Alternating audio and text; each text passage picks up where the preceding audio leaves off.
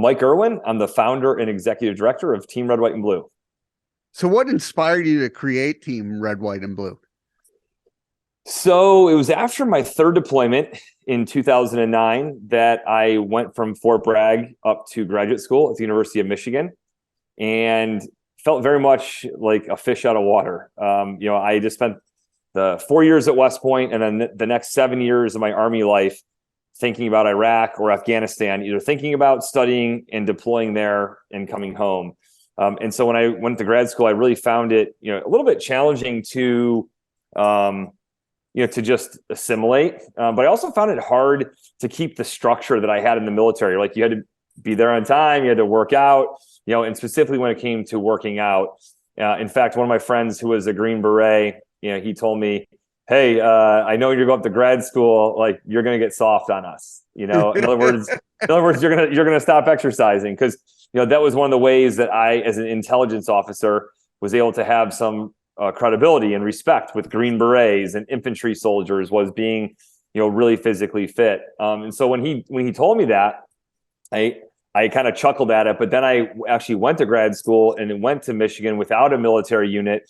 And I was like, oh boy, like, he was really prescient. Like, he actually was really, really accurate in how hard it was going to be to stay physically active. And so anyways, that was really the sort of the context or the frame around, like, what set me in motion to then create the organization starting in early 2010. Part of it was also like a desire to support and to be able to help out and to make a difference. I was in grad school and then I was going to teach at West Point. So I had a 5-year non-deployable window. And it was hard for me knowing that my friends and soldiers that I'd served with were either back in Afghanistan or getting ready to go to Iraq again. And so it was a way for me to contribute to the mission of helping, service members out. Right. And then lastly, just in general, it was just the awareness of how difficult transition is, right? From being a service member to becoming a civilian. And I saw that. And even though I was technically still in the Army, I still had a uniform and all that, I really was essentially, almost like a civilian, for that 2 years. And I realized, wow, this must be really, really difficult to go through this, because it was difficult for me, and I still had a job in healthcare, and a sense of purpose that I was still a captain in the Army. And so looking at all those factors, I would say that's the answer. It's pretty complicated. You talk about the transition, does your program or just working out or something help your mental health going through that transition? Absolutely. 100%. So one, Team RWB and our identity, and you can kind of, see our logo, the eagle, like that. We liken that to, like, that's your new uniform in your post active duty Guard Reserve life. So that's part of it. But really the bigger part is, doing that physical activity. We know the research is super clear, right? When you move your body, when you get those steps in, you get the workout in, that it not only produces endorphins, it helps to flush out cortisol, the stress hormone that our body produces. It helps us to clear our minds. It gives us a sense of confidence when we wanted to quit, but we kept going on that run or on that workout. So there's all these factors that are mental and biological that happen when you work out. So even when you leave the military and you're going through all the stressors and all the challenges, take the identity piece of it out, although that's a part of it. Hey, I'm now a part of Team Red, White, and Blue. The bigger issue here is that you're getting that physical activity in, because it helps you to deal with the stress. It helps you to deal with, the negative self-talk that might emerge in your head when we all are like, oh, geez, maybe I should go back in, right? Because I don't know if I'm gonna be able to make it very effectively out here, in the civilian world. You absolutely can, but those negative voices do rear their ugly heads sometimes. You're a graduate of West Point. How did that shape your life? Yeah, so I started out, so neither of my parents went to college. Right. And they said, hey, like, I was the oldest of 4. And so they said, hey, like, we really want to challenge, and empower, our kids to go to college, like we did not do, and so I was looking at lots of different programs.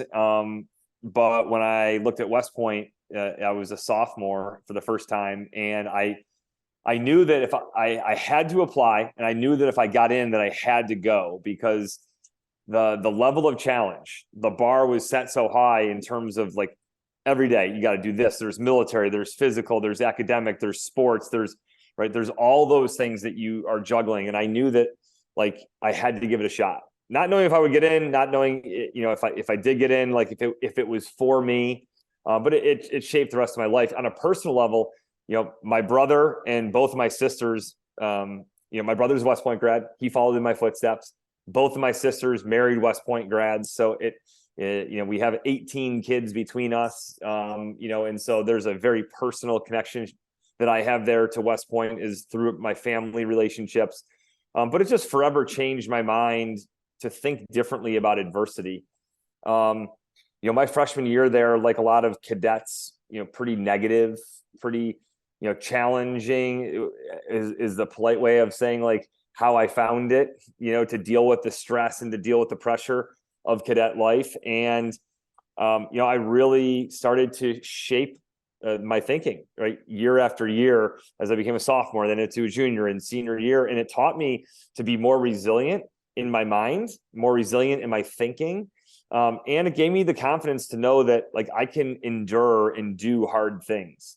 And lo and behold, like the place where this would resonate the loudest with me would be in March of 2004 to April 2005 on my first deployment to Iraq. When, you know, a lot of us deploy are like, geez, I don't know if I can hack this. I'm going to be gone for a year. I really don't know. Like, how am I supposed to do this? And reflecting back to my time at West Point was, hey, I made it through plebe year. I can make it through this year. And that is, you know, a resilient mindset is such a powerful tool and a powerful weapon in our arsenal. And going through West Point helps to hone and refine that day by day. When you are deployed, how are ways to work out and stay fit during that time? Yeah. So you can't go on runs like you can, right? You know, in America, you know, depending on the size of your base. So in Iraq, I was based at Camp Taji. And so we had a pretty big base, and I could go for probably a 2.5 to 3 mile run without much of a problem, without getting lost, you know, on the base, but it was a huge base. So I did a lot of gym work there, right? I did a lot of weightlifting, blowing off steam, you know, after my 14-hour shift. I would often go to the gym, and that would then wind me down and get me ready to go to bed. And then, you know, in Afghanistan, I was on a much smaller base on Kandahar Airfield. And once in a while, you could run around the entire airfield, and it was like 6 miles. And so I would do that. But most of my running, honestly, was done on a 0.46 mile loop, which was essentially as long as I could make it inside Camp Brown, right? And I would go there and I would go run 10 laps, right? You know, but I would also do a lot of work in the gym as well. So it really, bottom line is, you know, Michael, it was a combination of running in a very different way. It has to be a loop for the most part, and gym work and going to the gym and throwing, and again, lifting weights, you know, heavier weights to get stronger. So, I also climbed the Jacob's ladder. If you ever heard of that piece of equipment, I climbed the Jacob's ladder, you know, for long periods of time on my last deployment to Afghanistan. And so just finding whatever opportunities you could to be able to get that workout in, that's really what I strive to do. Can you tell me some of the programs you have at Team RB? Yeah, absolutely. Or so WB, yes. Yeah. So, you know, the biggest thing that we're known for, you know, is that we've got, you know, a chapter program where there's about 175 chapters across the country, where there's volunteer leaders that put on events every week, you know, and one big event per month. You know, we call those the monthly mission. And so we've got things like, you know, Bataan Memorial Death March in March, and Military Child Tribute in April, Memorial Miles in May, D-Day, Hero Wad in June, the 1776 Gauntlet in July, the Purple Heart Challenge in August, the 9/11 Memorial Stair Climb in September, the Mogadishu Mile in October, Wad for Warriors in November, and the Pearl Harbor Wad in December, right? So we have one big event right? One big mission per month that we challenge, our veterans and supporters to do, and so that's our big program. But we do other things. We put on what's called Eagle Expeditions, where veterans go out into nature, right? They hike, they might, practice yoga and mindfulness, but then in those camps, they're learning and practicing mindset skills and resilience skills, right? Because we know so much of the ability to be resilient and to be strong resides in between our ears, right? Our mind can be our best friend or our worst enemy, depending on how we train it and how we cultivate it and shape it. And so one of our programs is really centered around helping veterans to be more resilient in terms of how they think about adversity and how they think about challenges. We've got the Old Glory Relay, where every year we choose a location. This year it starts in Seattle and it finishes in Atlanta, 4,000 miles away. And we ride, cycle. So we ride, run, roll, walk. We move one American flag 4,000 miles over 50 days. And so that's a big program that we have that really, engages thousands of people. Most of them members, but sometimes it's people on the side of the street who see a flag, running, on a road parallel to the highway, and they come over and they jump out and they want to be a part of it. We do health education. Increasingly we know that, what is your relationship with food? What's your relationship with sleep? What about caffeine or nicotine or alcohol? All those kinds of things we are helping to educate veterans on what they can do to sleep better, what they can do to be healthier, beyond just the physical activity component, which is what we're best known for, but we're increasing the health education programs that we have at Team Red, White, and Blue as well.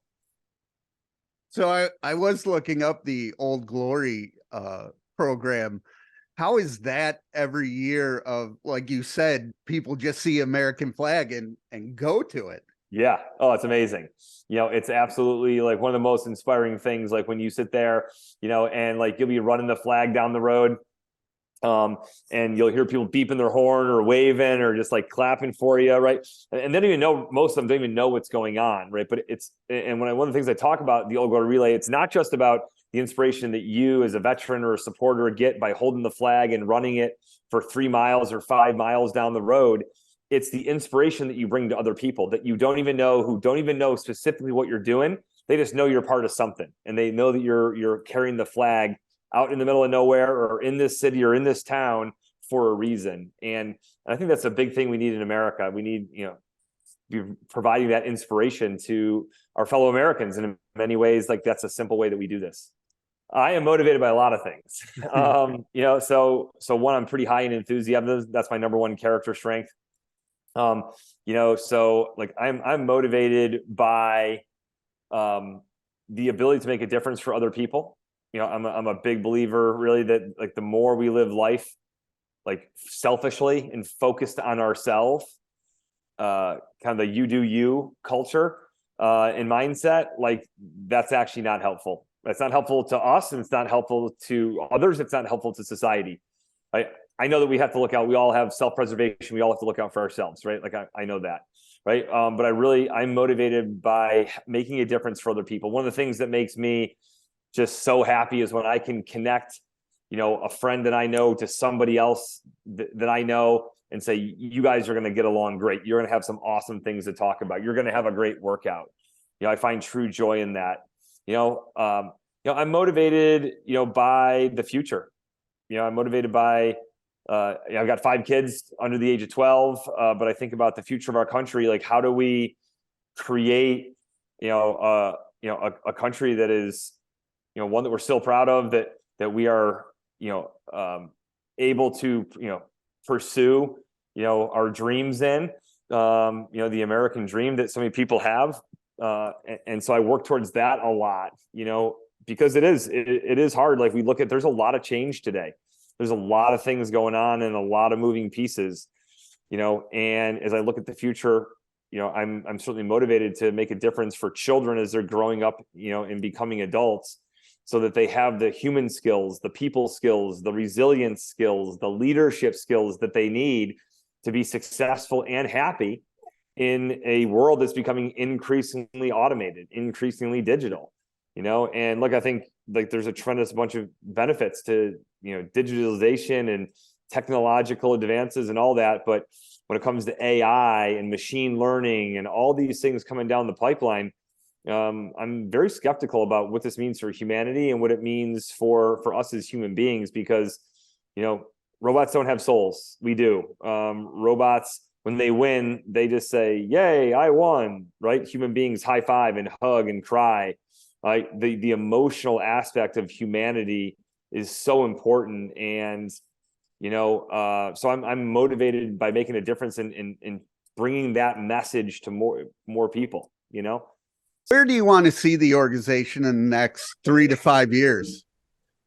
So as I think about the future of Team Red, White, and Blue, so first of all, we really did start to move in this direction of being a veteran health and wellness organization a couple of years ago. Up until that, our first decade, give or take, we really were a veteran transition and reintegration organization. That was the big reason. Our vision statement was, we enrich the lives of America's veterans by connecting them to their community through physical and social activity. So connecting veterans to their community was really what we did.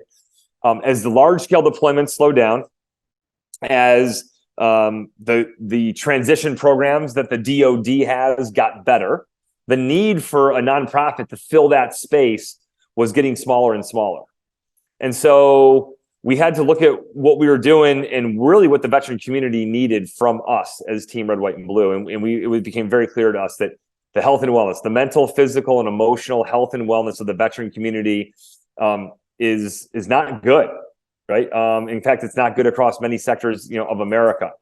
And with that knowledge, like, we knew that we had already had so much knowledge about how to put on physical activity events and how to talk to veterans about mental health and getting support if they need it, but primarily putting on events and helping veterans to know that the best asset they often have, the sharpest arrow, in their quiver, is the discipline and the ability to go out and put in a workout, even when you don't want to, right? To put in a workout, and so that's why we have become more focused on the health and wellness of the veteran community. So 5 years from now, I see us being a robust, flourishing health and wellness community that's not only focusing on getting veterans to be physically active more, because that's a big part of it, but also is helping veterans to get better with sleep, to have a healthier relationship with alcohol and caffeine, right? To eat healthier, right? All these things that shape our overall health and wellness, right? We want to move the needle for as many veterans as we possibly can. And not just by educating them on this, because we all know you're not supposed to eat too many donuts and drink too many beers and